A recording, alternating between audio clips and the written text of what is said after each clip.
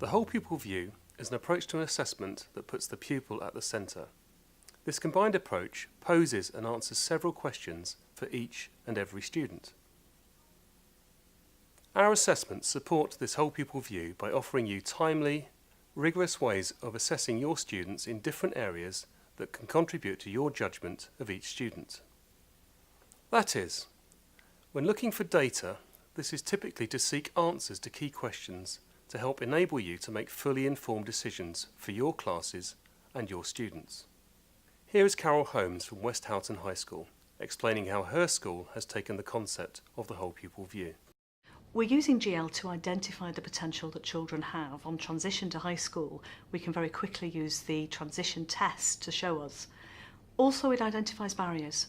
We can identify potential issues with attitude to school, and we can identify dyslexia or dyscalculia as potential barriers. Importantly as well, though, it allows us to track progress against a nationally benchmarked set of data, and that gives us a sense that a child is achieving well. As Carol has said, they are interested in many aspects of data to get a rounded view of their students. What are their attainment levels? What is their ability? And are there any barriers to their learning? This whole pupil view approach can be exemplified using example data for Victoria Thomas. In this section, we're going to look at the reports for Victoria for Cat 4, the progress test in maths, progress test in English, the pupil attitude to self and school, and the new group reading test. This analyses what the data is showing and what questions this is raising regarding Victoria. We will then look to see the impact of interventions that were put in place. It might be helpful to download the exemplar case study, Data Triangulation, a Whole Pupil Approach for Victoria Thomas. You can click on the link next to this video. Here we can see Cat 4 group report for teachers, for a cohort of students across all batteries of the CAT, together with the mean standard age score or SAS. Victoria appears approximately halfway down the list and is highlighted in yellow. We can see that she has a standard age score of 112 in verbal reasoning, 111 in quantitative reasoning, 112 in non-verbal reasoning, and 114 in spatial reasoning. And her position within the cohort shown by the group rank is in the range of 8 to 10. These scores are consistent across the batteries, and the SAS show high average to above average ability levels. We can now turn to the CAT individual report for teachers. In the table of data, we can clearly see how very consistent Victoria's scores are, all lying within the comparative confident bands for the batteries. The National Percentile Ranked NPR score shows ability measured within the top 25% of students nationally. The scatter graph both shows the consistent score in verbal and spatial reasoning, leading to a categorisation of no bias in her learning profile, and the high level of her scores. If we had only looked at the Cat 4 data, we might expect that Victoria should be having little cognitive difficulty with her learning across the board. And a lack of learning bias would suggest that she would be equally able to cope with information and working in a wide spectrum of different forms. Victoria's level of ability is within the top 25% of the population, which further reinforces this presumption. This is reflected in the narrative produced for each student. It is very much our recommendation to combine assessment data with personal knowledge of the student and their particular circumstances. And here you can see that items have been highlighted for further investigation. We can now hear from Steve Walters various ways in which Cat 4 data has informed teaching and learning at his school. So I like the way they group them into groups as well, because you've got the raw score and you've got your confidence interval, but to have those 9 groups with the CAT test that we have, that really helps as well, because you can, we've used it in the past to identify students who might need support for exams, you know, if they've got low scores. It's even pinpointed some students who have special needs but not identified by their primary school, and we've always used it to identify gifted and talented, right from the early days of Gifted and Talented programme in 2001. And also it gives, it's based on fact, not opinion then, when you go gifted students, because they've got high scores here. And everyone seems to accept it, and they know that they've got to push them across the curriculum as well. that wouldn't be true if they wasn't a standardised score into the groups and so on. So. Now, turning to Victoria's scores on the progress test in maths. On this group report, Victoria appears just over halfway down the list. Within this particular assessment, her SAS is 113 and NPR is 80. This means that in terms of the national distribution, she has performed at a level representative of the top 20% of students. This is in line with her CAT scores in general and her quantitative CAT SAS of 111 in particular. Quantitative CAT SAS scores are used with the combination reports to indicate the PTM levels of performance. Again, if we only had these two sources of information reflecting on the data from these two assessments, it would appear that Victoria is performing in the maths assessment at what might be expected from her ability scores. Moving on now to Victoria's scores in the progress test in English assessment. We see Victoria's scores are shown just over halfway down the list of the students on the report. With an SAS of 101 and national percentile rank of 53, Victoria's performance on this assessment places her within students around the average level of performance of students nationally. This performance level, although of an average level, is well down on her CAT ability scores. It is worth noting that if this English attainment score were viewed in isolation, it might not be apparent that it was so much lower than might be expected from her ability. Underachievement is hard to spot without reference to data regarding the pupil's potential. This considerable mismatch in English performance with Victoria's CAT score in verbal reasoning would suggest underachievement in this curriculum area. So this begs the question, why this discrepancy? Further analysis of the report shows that Victoria's much lower score in English skills, which is STAY 9.3, than in reading comprehension, which is STAY 9.7. The English skills score reflects performance in that area of spelling, punctuation and grammar, whilst the reading comprehension looks at an understanding of the passage material. Before further investigation of that area, let's now look at Victoria's past results. Here we have the opportunity to get her views on her attitude to her learning. The scores shown are referenced to the national norm and thus are given as national percentile rank and not as SAS in this case. This doesn't highlight a particular curriculum difficulty, but it does clearly suggest that Victoria's perception of her learning shows a problem that may not have been fully addressed. Her low level of self-regard as a learner and perceived learning capability is distinctly out of step with her measured ability and performance in mathematics, and may suggest a link to a lower performance in English. Her view of preparedness to learning is particularly concerning, as she is in the bottom 5% of the population. Here we hear Lisa Crosby's view on why past data is an important aspect of the whole pupil view. For us, data and assessment is about looking at the whole child.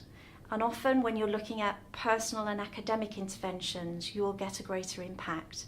The pupil attitudinal survey has been incredibly powerful for us to actually see if there are more barriers to pupils' learning other than academic ones. And for us to be able to home in and actually determine what some of those issues may be allows for a more pastoral and academic approach. And that's when we talk about performance and pupil potential from a whole pupil perspective. So for us, taking that view and looking at how a child perceives their education, and if it is negative, what can we do about that? What sort of interventions can we employ to help that pupil have stronger attitudes to their learning and to their education? And we know then we'll get the win-win on the academic side too. Now, let's look a little further at Victoria's data for the new group reading test, or NGRT.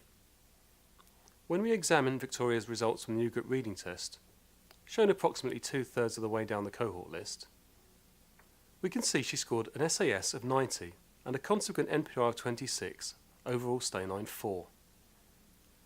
This places overall reading performance near the bottom 25% of students for her age nationally. This is almost the exact opposite of her ability scores as indicated from her CAT 4 data.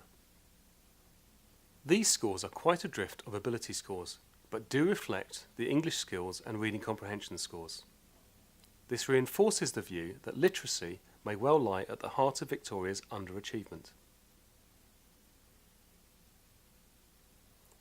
With scores for sentence completion, SC, of Stay 3 and passage comprehension, PC, of 6, there is increasing evidence of poorer decoding and vocabulary, and a better understanding of the text when she is able to access it. Sometimes, that kind of profile has been associated with dyslexic tendencies, but much further investigation with one-to-one assessments and a thorough knowledge of the student's day-to-day performance would be required. That is, combining the data from a range of assessments with a teacher's judgment will give a whole pupil view for Victoria and help to ensure that any interventions put in place are fully informed. Once again, this reinforces our recommendation that assessment data is seen in the context of the individual. And whilst bringing insights to ability and performance needs to be part of all sources of information on a student to create the best possible whole pupil view. We have looked at a range of assessment data for Victoria. This type of data is invaluable to inform decisions on teaching and learning strategies. Here, Ryan Hibbard discusses how assessment data has had positive impacts on strategies for students at his school.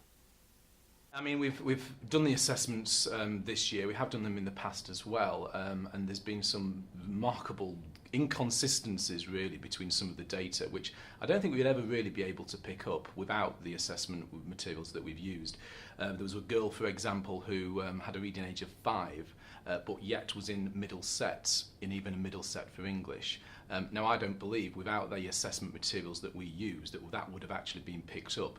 Now she's been able to be identified for intervention, and there's a lot of intervention that's gone into that. So certainly there's a lot that's been picked up. Another example was where we had a group of, we teach mixed ability at St Bede's in many subjects, and the groups are assigned really at random, but yet one group had an average CAT score of 107. The other one had an average CAT score of a 95, so a big difference in terms of ability, which maybe we wouldn't have picked up on.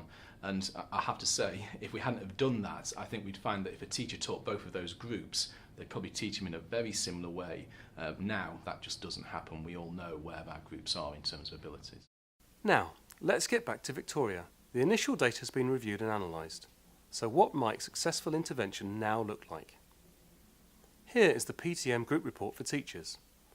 We can see that Victoria's SAS remains consistent from one year's administration to another. In other words, her position in the distribution of scores has remained the same. She was above average for performance on tests for 11-year-olds, and she is now at the same level for 12-year-olds. We can also see graphically the progress made by Victoria and her peers from the age 11 test in maths to the age 12. She has made an average year's progress compared to her peers, as can be seen from her position in the white band. The white band represents the progress made by the middle 70% of students from the age 11 maths test to the age 12. Here, in the PTE group report for teachers, the progress made by Victoria is particularly impressive and is categorised as above average compared to her peers and reflects successful intervention and support in this area. In the graphical representation, we can see Victoria's score highlighted in the green area of the scatter graph, where performance changes are shown for the top 15% of student performance change or progress. Here, in the NGRT Progress Report for Teachers, the scores of individuals in 2 administrations of the assessment are shown on adjacent lines. Victoria's progress in change in standardised age score from one administration before and one administration after intervention programmes is in the above average category. Of particular interest is her overall rise in performance across the 2 sections of the assessment, but the significant rise in her sentence completion Stay 9 score. This is consistent with successful literacy intervention work. To complete the picture, let's look at the post-intervention PASS survey. We can see from the data that there is a distinct and most pleasing change in Victoria's self-view of herself as a learner. This is now at 61.7 national percentile rank level. Previously this was 18.1, so a major step forward here. Successful intervention has not only led to performance improvements and progress, but revitalised Victoria's feelings of her self-worth across the board. With continued reinforcement and development, this can only further help Victoria engage with her learning and maximise her educational experience. Here, Lisa Cavello discusses how the complete set of data is used when discussing a particular student at school requiring support and intervention to help with progress. We do have one child who joined us actually 2 years ago now. She's a Year 5 child at the moment. She came to us in Year 3 after at least a year, I think, out of education. She was a child in care. She is a child in care, remains a child in care, and a child with a statement of SEN. So I go to very regular meetings about this child, and we have taken her CAT scores, her pass scores, and all of her GL assessment progress tests and reading and spelling. And I can see very easily from those, when I look at firstly her progress, that her attainment is definitely working at below age-related expectations, and the progress rate is not as fast as you might hope or would be average for most children. So when you go back to looking at pass and over the last 2 years her attitudes to learning and her self-regard as a learner, we can see very clearly from the pass results that they've gone down hugely. So that can either mean we can have a discussion with the child or a discussion with the professionals about why that's happening and what's happening for that child. Her CAT scores then feed into that, and we can see very clearly that her verbal and her spatial CAT scores are below average, and therefore when she's had further assessment with an educational psychologist which match those results, we can start to look at where those weaknesses are affecting her day-to-day in the classroom. So we're putting in place interventions and support work that will mean that hopefully her past results will go up and her attitude about herself and self-esteem will improve, but also that will then reflect in her progress. You can see how taking a whole view of a pupil's assessment data, combined with the knowledge that the teacher has of the student, are an incredibly powerful combination. This provides the teacher with a rounded set of data and information to make fully informed decisions, the impact of which is illustrated here in the progress and improved attitudes shown by this Victoria Thomas case study.